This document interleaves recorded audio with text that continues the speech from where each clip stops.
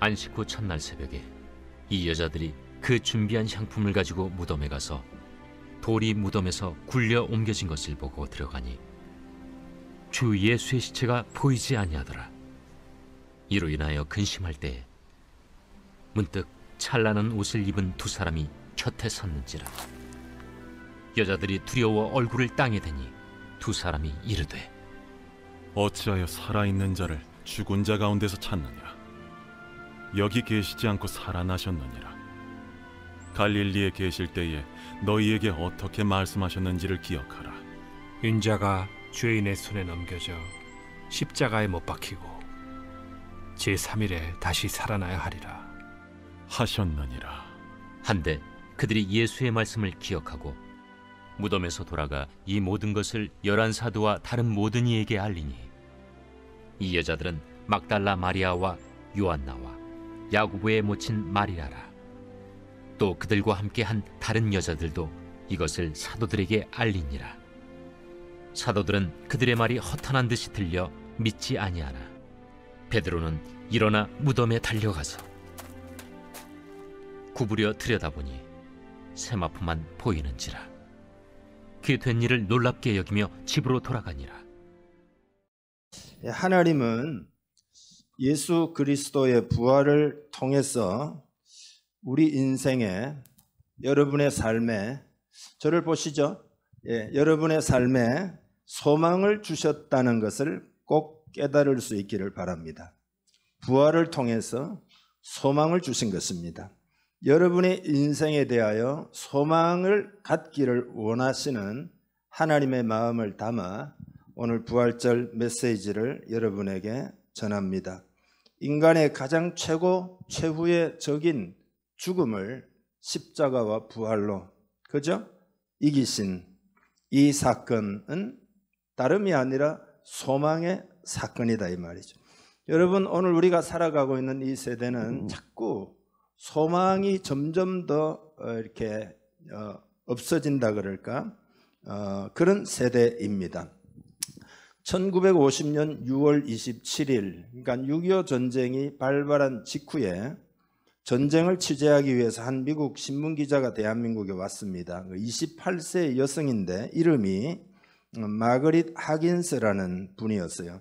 그러니까 인천 상륙작전이나 장진호 전투 이런 최전선에서 한국의 참혹한 현실을 전 세계에다가 알리는 일을 해가지고 1951년도에 여성 최초로 퓰리처상을 받게 됩니다. 그녀에게 이런 일화가 있습니다. 이제 겨울이 돼가지고 영하 20, 30도 막 이렇게 되는데 강추인데 연합군과 중공군이 이제 대치하고 있는 그런 중에 공포에 지친 병사들과 함께 얼어붙은 그 통조림을 먹으면서 한 군인이 극도로 지쳐 있고 극도로 이렇게 그 막 어렵게 보여요. 멍한 거죠. 그 병사에게 묻습니다.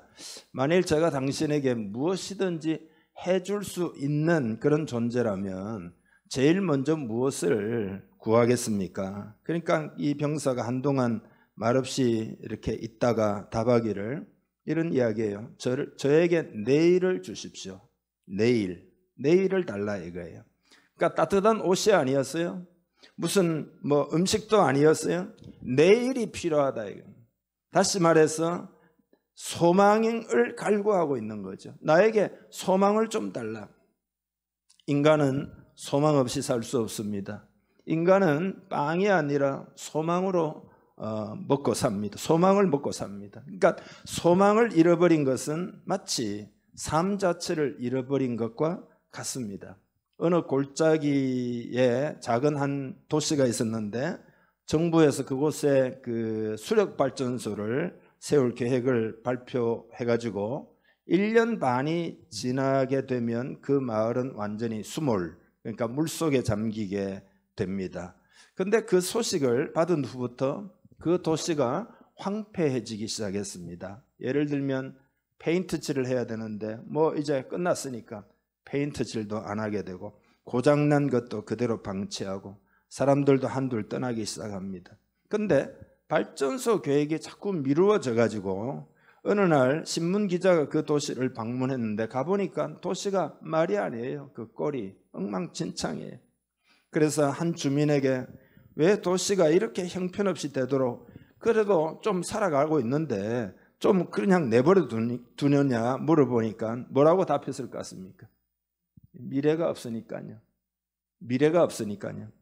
소망이 없는 마을은 그야말로 폐허가 된 거죠. 소망이 없는 인생도 마찬가지입니다.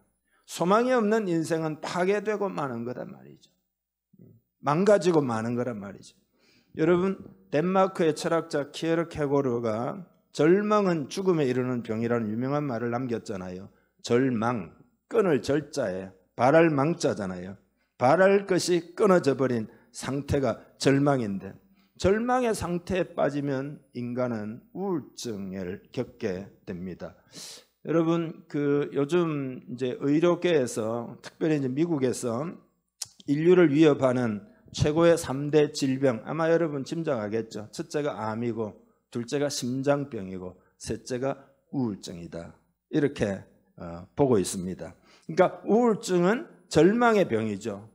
그게 이제 예를 들어 가족 관계가 문제가 된다든지, 질병에 시달린다든지, 뭐 실업이 된다든지, 행복 지수가 너무 낮고 스트레스가 너무 높고, 그리고 약한 사회적 인프라나 정치 경제적인 문제나 이런 것들이 다 요인이 됩니다. 그래서 우리나라도 4분의 1이 우울증을 겪는다, 그런 거죠. 그러니까 대단히 심각하죠. 특히 요즘 소망이 점점 더 사라지는 이유는 각종 뉴스를 통하여, 소위 말해서 우리는 복음은 굿뉴스지만 배드 뉴스가 날이면 날마다 터져 나오고, 또 가짜 뉴스도 많이 있어가지고 사람들이 두려움과 염려가 점점 더 증폭되는 그런 시대입니다. 반면에 여러분, 믿음은 절망의 해독제가 됩니다. 성경에 나오는 믿음의 사람들의 공통점은 뭐냐? 그들 모두는 절망의 불시험을 통과하고 믿음으로 승리한 자들이죠. 예를 들면 믿음의 조상 아브라함은 언약이 이루어지지 않는 것 같은 그 절망을 겪었잖아요. 요셉은 형들에게 배신당하고 억울한 종살이 감옥 생활에 절망을 겪었고, 모세는 백성들이 지긋지긋한 그 불신의 절망, 다윗은 사울이 자기의 대적이 되겠다 싶어서 3,000명의 추격대를 만들어서 계속해서 다윗을 죽이기 위하여 추격하잖아요. 그로 말미암은 절망. 사도 바울은 동족 박해의 절망을 겪었잖아요. 그러나 그들은 하나님을 향한 믿음으로 소망의 삶을 살았습니다. 하나님은 소망의 하나님이신 것을 믿으시길 바랍니다. 여러분 마음에 좌절이 있습니까? 절망이 있습니까? 하나님은 소망의 하나님이시라는 것을 꼭 말씀하고 싶어 하셔요. 예수 그리스도의 부활이 뭡니까? 죽음조차도 이긴 소망의 메시지인 줄 믿습니다. 오늘 본문을 보면은 1절에 안식 후 첫날에 그랬거든요. 예수님이 십자가 돌아가시고 3일째 되는 날이죠. 일단의 여성들이 향품을 준비해 가지고 예수님 무덤으로 향하는 이야기가 나옵니다. 그들이 향품을 준비했다. 이건 여러분 뭘 말하는 거죠? 예수님이 부활하실 것이라고는 추호도 생각을 안 했다는 이야기 아닙니까? 죽은 시체에 바르는 향품을 가지고 갔다 이 말이죠. 여러분 만약 우리 인생이 예수 그리스도의 부활을 모르고 산다면 엉뚱한 것을 준비하며 살 수밖에 없습니다. 향품 가지고 가봐야 예수님이 없는데 아무 소용이 없잖아요. 그러니까 그렇게 우리 인생도 소용없는 것을 위하여 부지런히 준비하면서 우리 인생을 땀도 흘리고 수고도 하고 많은 투자를 아마 하게 될 것입니다. 하나님을 목표로 삼고 하나님이 주시려고 하는 것을 목표로 딱 방향을 잡고 그 방향을 향해서 자꾸 전진하는 삶이어야 합니다. 그렇지 않으면 우리는 우리 나름대로 미래를 준비한다라고 하는 것이 준비한 향품처럼 헛된 것이 되고 마는 것이다 이 말이죠. 여러분 예수님은 살아계심을 알아야 됩니다. 우리는 무덤에 있는 주님이 아니라 살아계신 주님을 바라보아야 합니다. 4절에 보면 이로 인하여 근심할 때에 예수님이 없어졌어요. 그래서 근심할, 시체가 없어 근심했다. 의미가 뭐냐 하면 소망 없는 세상에 매여 근심하며 살아간다는 그런 의미가 아닙니까? 주님이 부활하신 것을 안다면 근심할 필요가 없지 않습니까? 문득 찬란한 옷을 입은 두 사람이 있는 것을 보았는데 천사들이에요. 다시 말해서 그들은 근심에 대한 해결책을 가지고 지금 그 여성들에게 온 겁니다. 근데 여자들이 너무 두렵고 막 이러면서 막 그 무덤 속에 찬란한 어떤 두 사람이 나타났으니까 막 땅에 엎드려서 이마를 땅에 들고 막 두려워 떨었다는 거예요. 하나님이 그들에게 소식을 전하기 위하여, 그들을 돕기 위하여 그렇게 오셨음에도 불구하고 그것을 지금 미처 깨닫지도 못하고 받아들이지도 못하고 두려움 가운데 있는, 이게 인생의 모습을 대변하고 있는 것입니다. 그래서 하나님은 정확한 진리를 말씀해 주셔요. 어찌하여 살아있는 자를 죽은 자 가운데서 찾느냐. 예수님은 살아계시다는 거예요. 무덤 속에서 찾지 말라는 거예요. 죽은 자 가운데서 찾지 말라는 거예요. 그분이 죽음을 이기셨다는 거예요.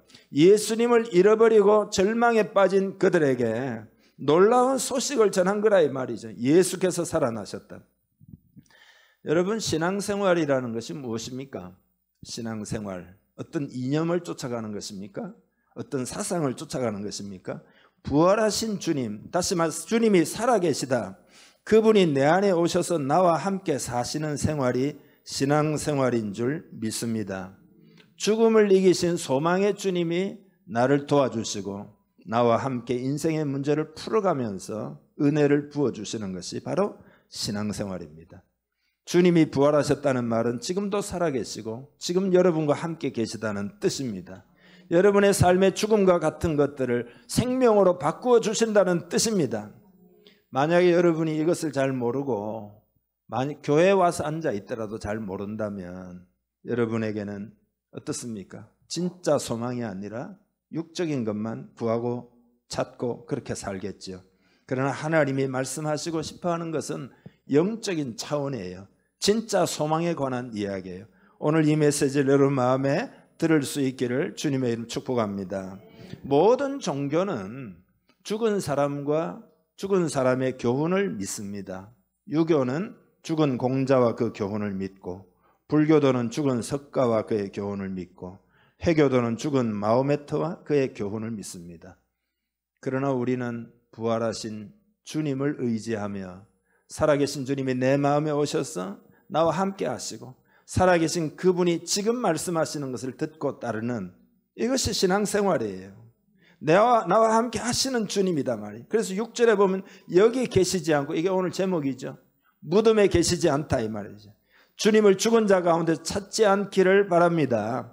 그리고 죽음을 이겼다는 말은 뭐예요? 우리에게 영원한 소망이 있다 이 말이죠. 소망이 있다. 천국 소망이 있습니다. 그런 것이 바로 크리스찬의 삶이다. 그리고 천국 소망 가운데 살아가는 것이 우리 인간의 아이덴티티가 되어야 됩니다. 진정한 정체성이 되어야 합니다. 완전히 다른 인생입니다. 현실 생활에만 푹 빠져서 살게 되면 여러분 현실만 보이기 때문에 그게 내 마음대로 안 되잖아요.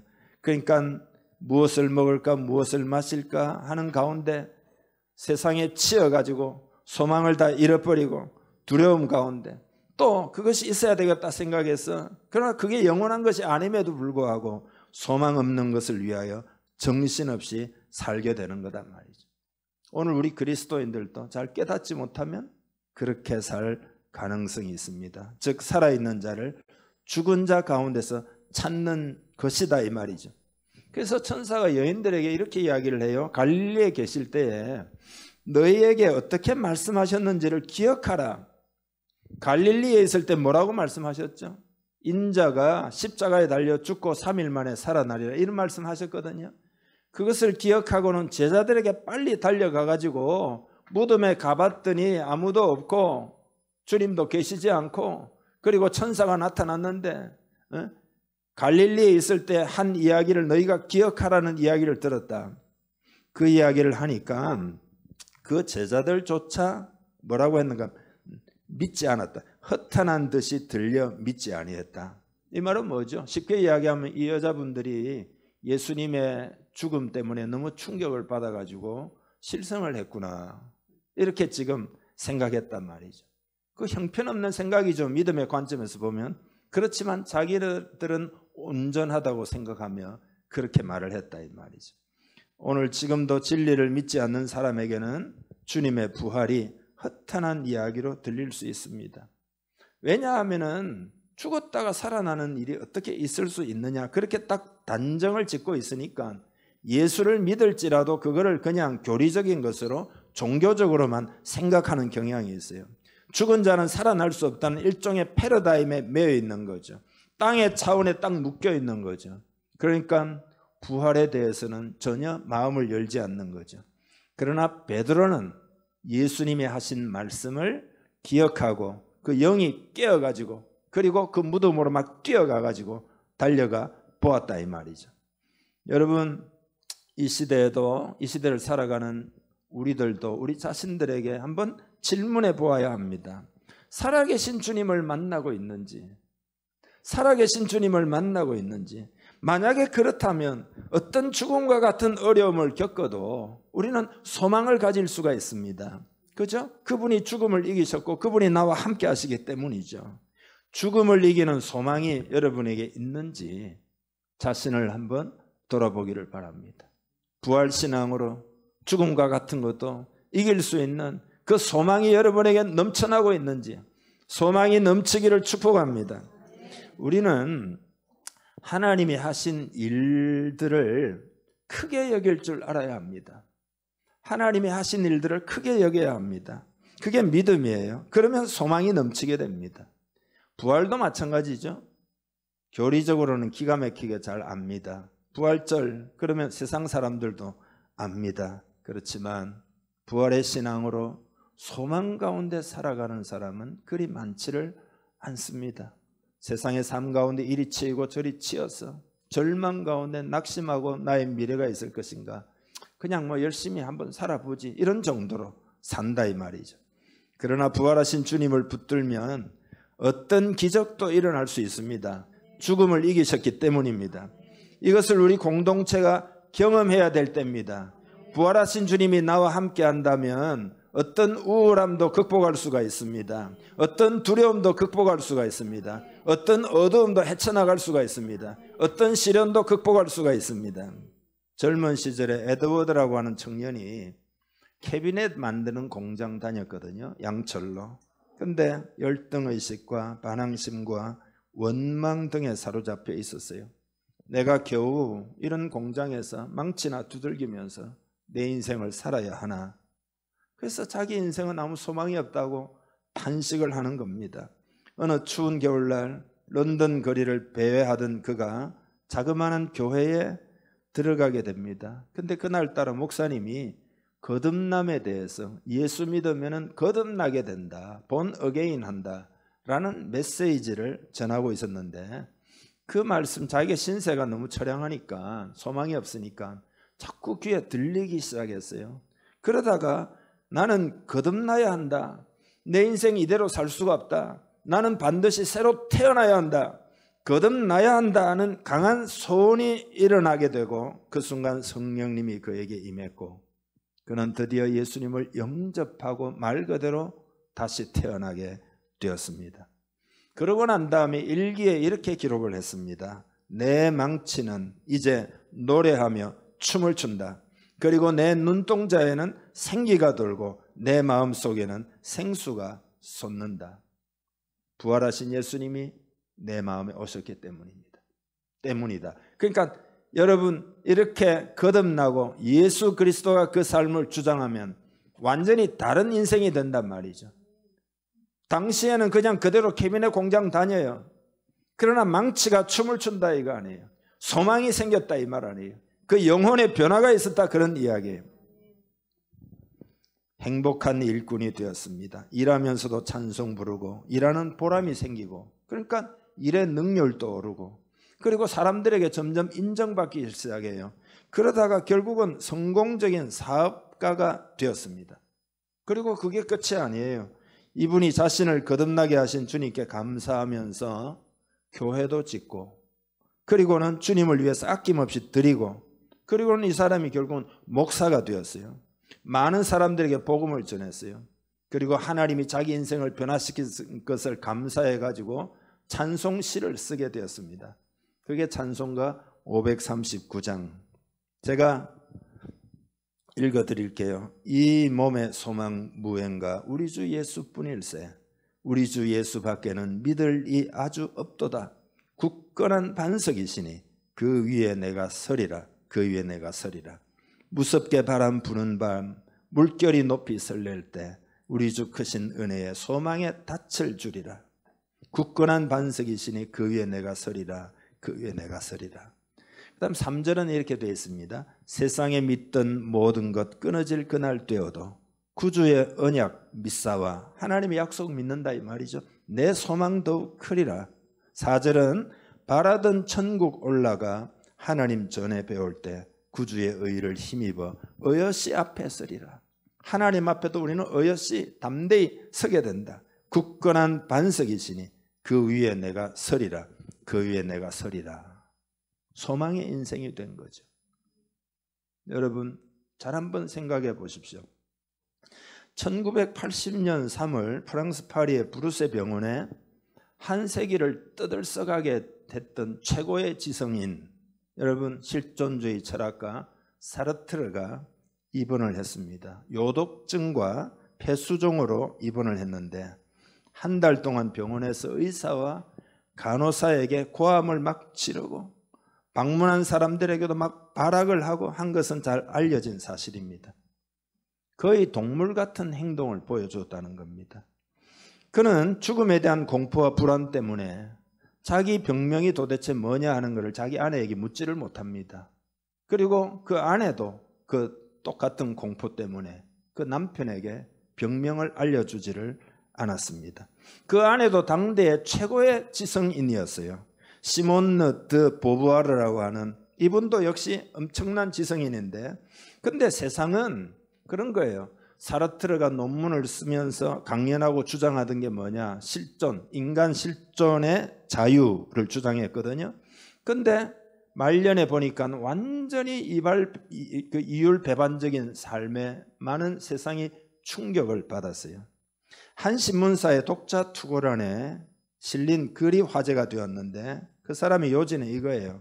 사르트르의 말로가 그렇게도 비참했던 이유는 그에게 돌아갈 본향이 없기 때문입니다. 돌아갈 본향이 없다. 근데 이 평범하고 이름 없는 독자가 정확히 짚어낸 거예요. 돌아갈 본향이 없었어요. 참된 소망이 없었어요. 1883년 3월 14일에 마르크스가 사망을 했거든요. 온 세계의 거의 절반을 갖다가 뒤흔들었던 마르크스가 죽었다. 하녀가 다 와가지고 저에게 당신의 마지막 말을 남기시면 제가 기록해 두겠습니다. 하도 놀라운 분이니까. 그렇게 말을 하자 마르크스는 시끄러워 나가라고 소리치며 죽어갔습니다. 나폴레옹은 잘 알려져 있죠. 나는 불행했다. 프랑스 군대 조세핀이라며 초라하게 숨져갔습니다. 소망은 정신의 피와 같아요.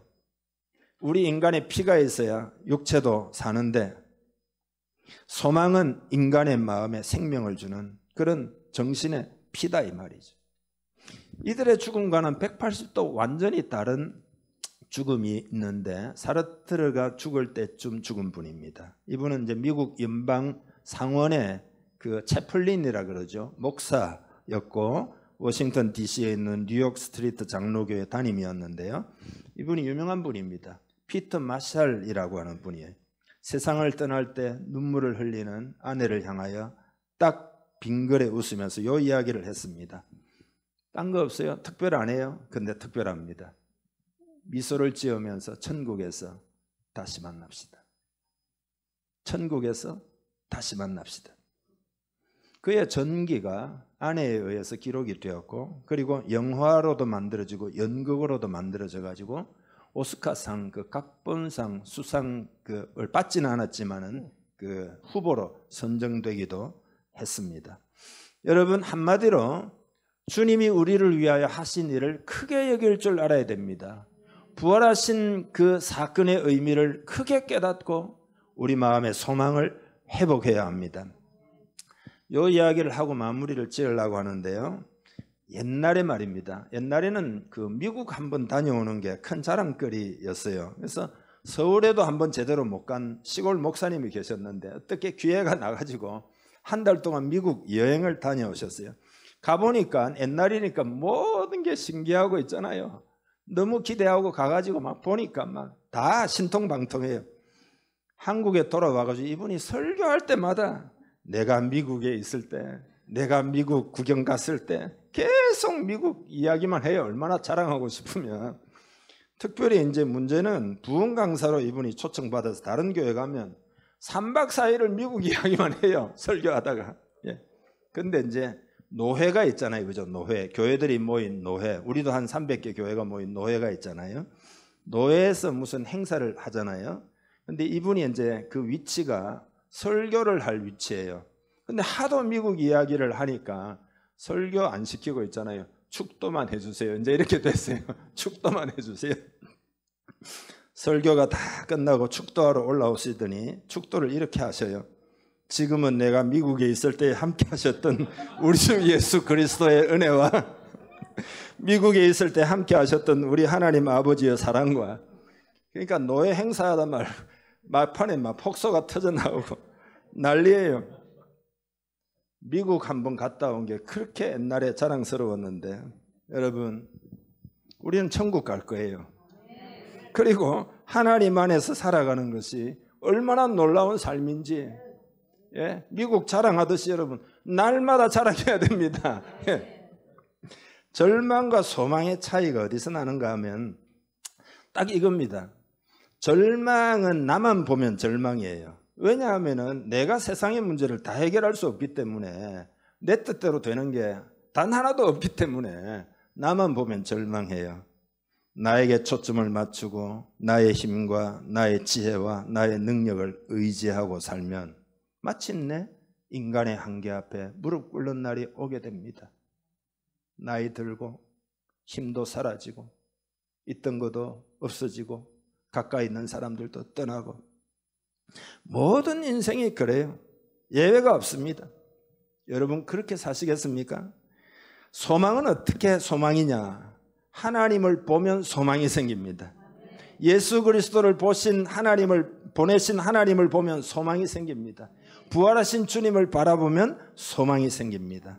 광야의 길을 내시고 사막의 강을 내시고 황무지에 장미꽃을 피게 하시는 살아계신 하나님 바라보면 소망 중에 살아갈 수 있게 됩니다. 하나님 보내신 예수 그리스도는 죽음을 이기셨습니다. 죽음을 이기셨습니다.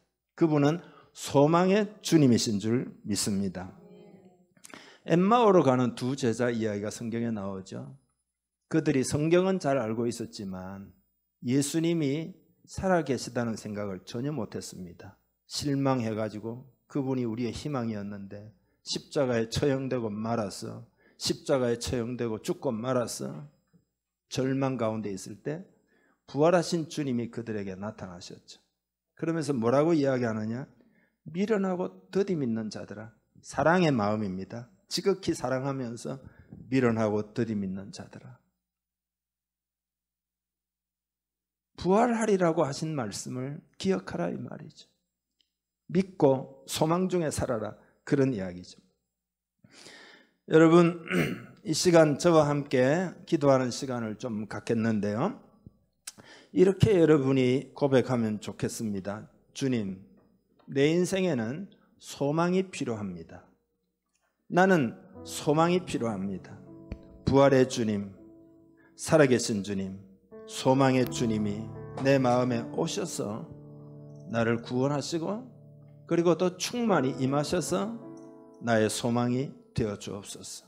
내 인생의 좌절과 문제와 절망을 이기고 승리하는 삶을 살도록 도와주시옵소서. 그렇게 기도 한번 해보시기를 바랍니다.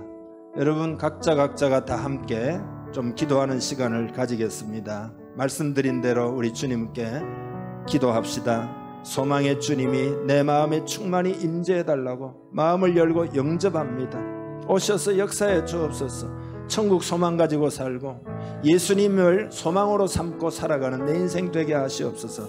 다 함께 기도하겠습니다. 하나님 아버지 감사합니다. 예수님을 우리를 위하여 보내시고 우리의 허물과 죄의 문제를 다 해결하시고 예수님을 영접할 때 우리의 생명이 되어주셔서 우리로 하여금 거듭나게 하시고 그리고 새 생명 가운데 새로운 삶을 살게 하심을 감사합니다. 그리고 부활하신 주님, 죽음을 이기신 그 주님이 나와 함께 하시기 때문에 소망 있는 삶이 되게 하신 것을 감사합니다. 마음을 열고 그 주님을 이 시간 내 마음에 모셔드립니다. 그리고 신앙생활 하지만 그럼에도 불구하고 이 소망의 주님이신 것을 진정으로 깨닫지를 못하거나 덜 깨달아서 삶에 다가오는 많은 문제들에 연연하며 고통받으며 괴로워하며 좌절하며 내 미래는 잘 될까 걱정하고 그러나 이 시간 주님의 임재를 구합니다. 충만히 임재하시고 내 소망이 되어주실 줄 믿습니다. 내 삶을 책임져 주실 줄 믿습니다. 주님께 내 인생을 의탁하면 인생 살아가는 동안에 소망의 삶을 살도록 이끌어 주시고 그리고 영원한 천국에 우리를 인도해 주실 줄 믿습니다. 그 주님을 기뻐합니다. 우리 공동체가 더욱더 그 주님 의지에서 소망의 삶을 살고 오늘 이 세상에 소망의 메시지를 전하며 살아가는 우리 모두 되게 하여 주시옵소서. 하나님 아버지, 이 자리에 모인 분들 가운데 절망스러운 환경들이 있습니까? 병으로 아파한다든지 어떤 관계가 깨어져서 고통스러워한다든지 혹은 사업적으로 잘 안 풀려서 미래가 불투명하여 마음의 염려가 많이 된다든지 각종 그런 어둠과 같은 죽음과 같은 것들이 있는 분들이 있습니까? 하나님 이 시간에 주님이 임재하셔서 다 해결하여 주옵소서. 소망을 주시옵소서. 소망 가운데 길을 걸어가면 주의 인도를 받아서 반드시 승리하게 될 줄 믿습니다. 소망의 주님을 붙들고 살아가기를 간절히 원합니다. 더욱 충만히 임재하시옵소서. 성령을 부어 주시옵소서. 축복하며 예수님의 이름으로 기도하옵나이다. 아멘.